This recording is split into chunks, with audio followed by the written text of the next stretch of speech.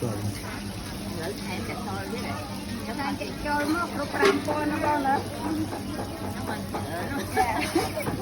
chẳng hạn ở đây là bông chui thì ông chỉ là ông free để pram con ông free cái nuôi ông đi chơi mặt bay con này giờ bay con hay dùng mũi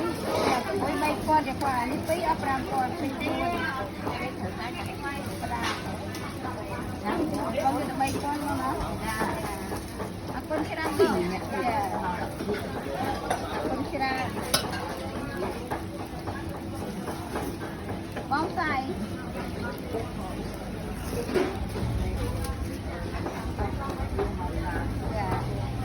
bông yang mana pram yang dam,